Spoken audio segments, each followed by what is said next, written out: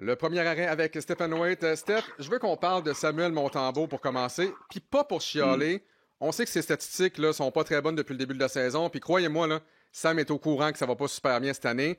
À ses 3 derniers matchs, là, écoute, c'est 808 de taux d'arrêt, une moyenne de 4,66. Mais là, une fois que c'est dit, Steph, est-ce que tu vois vraiment quelque chose qui cloche dans son jeu? Moi, je vois un paquet de rondelles déviées qui rentrent. Ça m'a pas été chanceux, mais est-ce qu'il y a quelque chose qui cloche dans son jeu? Puis, qu'est-ce qui se passe dans la tête d'un gardien quand ça va mal comme ça? Comment tu fais pour t'en sortir? Ben, c'est clairement, c'est pas pour moi, c'est pas technique son problème. Là, en ce moment, c'est mental. Puis c'est nouveau, vraiment au niveau de la confiance.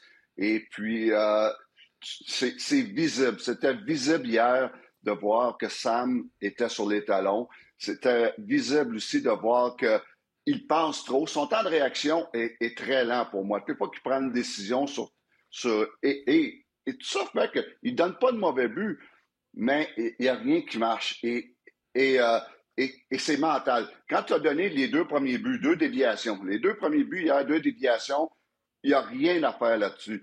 Mais dans sa tête, ça commence à rouler, puis pas à peu près, en disant, oh non, pas une autre soirée de même. Et après ça, un 3e but sur 11 lancés. Et là, c'est encore pire dans ta tête. C'est quoi qui se passe dans ta tête?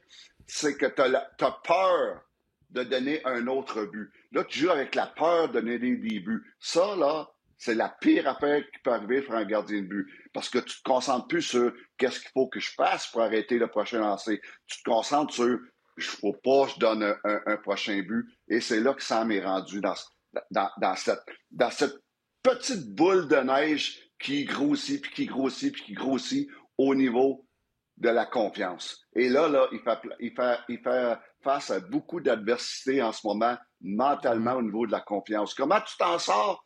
Mais c'est de te foutre des stats.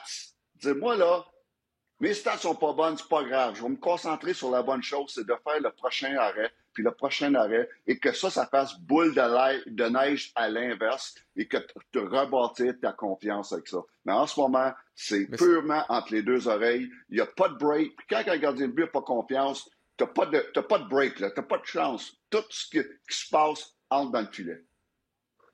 Mais c'est-tu possible, justement, pour un goaler de se foutre de ses stats, de dire c'est pas grave, j'ai une moyenne de 4, c'est pas grave, j'ai un taux d'arrêt de 800. T'sais, est-ce que ça vient avec l'expérience, la maturité pour un gardien de but? Exemple, là, à l'époque, Price. Est-ce que Price était un goaler, justement, qui se foutait un peu de ses stats parce qu'il avait confiance, parce qu'il l'avait déjà fait auparavant? Pour Sam, j'ai l'impression que c'est plus facile, peut-être, à dire qu'à faire. Ben, c'est tellement raison, tellement facile à dire, mais pas facile à faire. Tu as totalement raison. Mais il faut que tu sois capable de le faire. Et ça prend beaucoup, beaucoup de caractère pour dire je vais me concentrer sur les bonnes choses. J'ai pas le contrôle sur mes stats, j'ai pas le contrôle sur les déviations, j'ai le contrôle sur ma performance, c'est d'arrêter le prochain lancer. Et comme tu viens de dire, Alex, tu as tellement raison. C'est facile à dire, pas facile à faire. Mais un gars comme Carey Price, quand on n'a jamais parlé de statistiques en 8 ans, moi puis lui ensemble, parce qu'on se concentrait sur le processus d'arrêter le prochain lancer. On disait tout le temps, on se fout des stats. Nous, ce qu'on va faire, c'est de tout faire pour arrêter le prochain lancer, peu importe ce qui arrive. Et en ce moment, Sam est dans ce processus-là. Et je pense qu'il va s'en sortir. Je pense qu'il va s'en sortir, mais il faut qu'il arrête de regarder ses stats et surtout pas jouer sur les talons. Encore là, facile à dire. Mais tout est entre les deux oreilles en ce moment parce que techniquement, oui, je peux voir que techniquement, on le voit un petit peu très passif même. Et ses talons, je remarque que je pense que c'est le 5e but. Le 5e but a reculé très rapidement dans son filet, laissé beaucoup d'espace à Nugent Hopkins pour son tir du revers. Mais faut qu'il combatte ça. Faut qu'il ait l'attitude de je vais arrêter le prochain lancer ou à la place de dire il faut pas que je me fasse marquer sur le prochain lancer. C'est deux attitudes différentes. C'est l'attitude d'un gars qui a confiance ou une attitude d'un gars qui n'a pas confiance. Steph, est-ce que tu sais ce qu'il y a de pire que de regarder ses propres statistiques comme goaler? C'est de regarder les statistiques de ton numéro 2 qui est en train de brûler la ligue, une moyenne de 1,63, taux d'arrêt à 943. Quand tu es numéro 1 comme Sam, ça fait pas longtemps qu'il est numéro 1 en plus, et que tu vois le numéro 2, performer comme ça, est-ce que tu te dis, hey, il est en train de voler ma job? Fait que là, est-ce que tu as encore plus de pression? Puis peut-être que c'est pas une bonne comparaison, mais est-ce que c'est comme des coéquipiers en Formule 1 dans le sens que, tu sais, les deux gardiens sont coéquipiers dans la même équipe, mais en même temps, comme en F1, tu vas être le meilleur pilote de ton écurie. Là, tu vas être le meilleur gardien de ton club et être vraiment numéro 1. Ça doit pas aider pour la pression de Sam Montembeault. Très bon point. Un autre très bon point. C'est certain que toi, ça va mal, mais en plus, ton coéquipier, qui est supposément le numéro 2, arrête tout. Arrête tout. Il marche sur les eaux en ce moment, là, Daubèche. Comme tu as parlé de ses stats, il est numéro 1 dans l'efficacité dans la Ligue nationale et il est numéro 1 dans les buts accordés dans la Ligue nationale. Mais ça, faut pas que Sam, ça le dérange, mais c'est certain que ça le dérange. C'est certain qu'inconsciemment, ça y met une pression de plus. L'année passée, si Sam avait 2 ou 3 mauvais départs en ligne, il n'était pas inquiet parce que Caden Primo en arrachait également. Donc, il était dans sa tête, il savait que je revenais dans le filet, il n'était pas inquiet. Ça aidait beaucoup. Et maintenant, il se dit, si je joue pas bien, ben, je reviendrai peut-être pas dans le filet le prochain match. Et ça, c'est une autre pression qui doit surmonter. Encore une fois, on parle de l'aspect mental. Facile à dire, pas facile à faire. Mais, tu sais, moi, j'ai tout le temps encouragé mes gardiens de but à pas être les meilleurs dans la ligue, mais à avoir le meilleur duo dans la ligue. Donc, c'était que les deux, on va se challenger. Les deux, on va se challenger et ça va nous mettre meilleurs. Et c'est de même qu'il faut que Sam réagisse. Dans le match d'hier contre les Oilers d'Edmonton, les Canadiens qui ont écopé de 6 pénalités, 4 en troisième période avec la pénalité de 10 minutes à Jake Evans.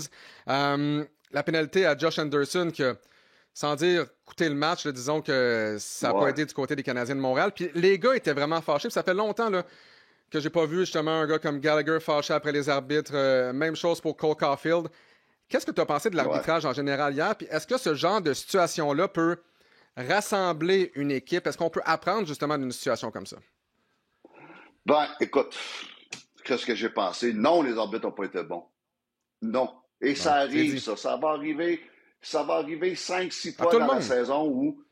Exact, ça arrive à tout. Mais c'est là qu'il faut que tu contrôles tes émotions. Et c'est, encore une fois, facile à dire, pas facile à faire.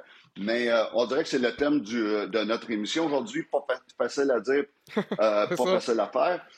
Mais ça part du coach. Quand tu voyais là, les mimiques de Martin Saint-Louis derrière le banc, critiquer l'arbitre, mais ça se déteint sur tes joueurs. Et ça, je sais, oui, Martin Saint-Louis a raison. L'arbitre n'était pas bon. J'ai pas aimé le duo d'arbitre hier, spécialement Rank. Mais il reste que ça va arriver. Et c'est là, les coachs, qu'il faut que tu gardes tes émotions parce que tu sais que tes joueurs vont embarquer là-dedans si tu perds tes émotions. Ouais. Et c'est exactement ce qui s'est passé hier. Donc, pour moi, je blâme Anderson. Très mauvaise punition. Mais ça part. Puis c'est rare que je blâme Martin Saint-Louis, là, surtout cette saison. Il fait un travail incroyable. Mais là-dessus, ça part du coach en chef. Et ça, il faut faire attention. Ça va arriver. Hey Steph, je veux absolument qu'on parle de Anthony Stolarz et Dustin Wolf qui ont critiqué leur coéquipier plus tôt cette semaine. Wolf a dit, écoutez, je peux pas marquer de but. Stolarz n'était pas content du jeu défensif. C'est rare que les joueurs vont planter le goaler va planter les joueurs dans les médias. Et c'est un peu ça qu'ils ont fait. Puis quand les portes du vestiaire sont fermées, là, est-ce que ça arrive plus souvent qu'on pense, genre, hey buddy, vas-tu faire un arrêt à un moment donné? Est-ce que ça arrive dans le vestiaire? Parce qu'on n'entend jamais parler de ça dans les médias. Mais quand les portes sont fermées, là, est-ce que ça arrive que les joueurs se pognent avec le goaler et vice-versa si ça va vraiment mal? Ben, ils se pognent pas, mais premièrement, là, qu'est-ce que Stolarz et Wolf ont fait? C'est un no-no. C'est un no-no. Et moi, comme entraîneur des gardiens de but, là, le lendemain matin, là, mon gardien de but sera dans mon bureau et je dirais, plus jamais je veux que tu passes de commentaires de même. Parce que ces joueurs-là font pas par exprès pour pas marquer de but. Ces joueurs-là font pas par exprès pour jouer mal défensivement.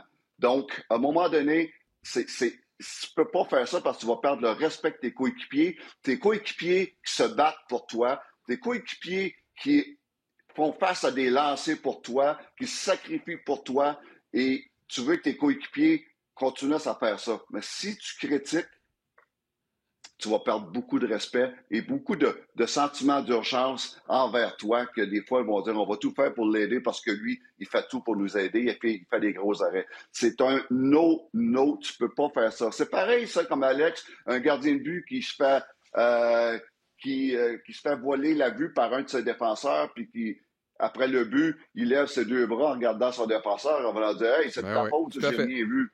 Il fait passer devant tout le monde, devant le public qui regarde à la télévision ou dans les estrades, il le fait passer pour « Hey, c'est pas de ma faute, c'est lui! » Et ça se fait pas. Tu peux pas faire ça. Tu vas perdre le respect des coéquipiers qui se défoncent pour toi. Un gardien de but numéro 1 qui va au bat, style Sam Montembeault, quand il a pris le blanc de la défaite contre les Rangers. Mais ces joueurs-là l'apprécient et ils vont tout faire pour toi. Hey Steph, tu parles de lever les bras. Il y en a un qui a levé les bras 5 fois depuis le début de la saison. Emil Heineman, l'ancien des Canadiens de Montréal, qui connaît vraiment un excellent début de saison. Puis là, je ne suis pas en train de remettre en doute la transaction. Je pense que tout le monde est content de l'arrivée de Noah Dobson. Ouais. Mais pour toi, c'est quoi le plafond d'Emil Heineman? Ben, il est énorme. Il y a eu... Moi, c'est un joueur que j'ai adoré l'année passée. Et quand il a été blessé pour une période de temps l'année passée, quand il s'est fait frapper par un auto dans la rue, pas par un gros joueur, mais par un auto, et on l'a perdu pour une bonne période, ça a été une grosse perte l'année passée. Emil Heineman, on oublie, il a 23 ans. C'est encore un jeune joueur, 23 ans, bientôt 24 au mois de novembre. Mais c'est quand même un jeune joueur qui est 6'2", un bon gabarit, patine, un des bons patineurs qu'on avait l'année passée à Montréal, et tout un lancé. Donc, ça, c'est des belles qualités. Et oui, j'adore la transaction. Emil Heineman, on l'a très bien payé, Noah Dobson. Emil Heineman est plus 2 choix de première ronde. On l'a très, très bien payé. Mais il reste que c'est une bonne transaction pour les deux équipes. Et là, Heineman a la chance qu'il n'aura pas eu à Montréal de jouer sur un top 6 et il en profite pleinement.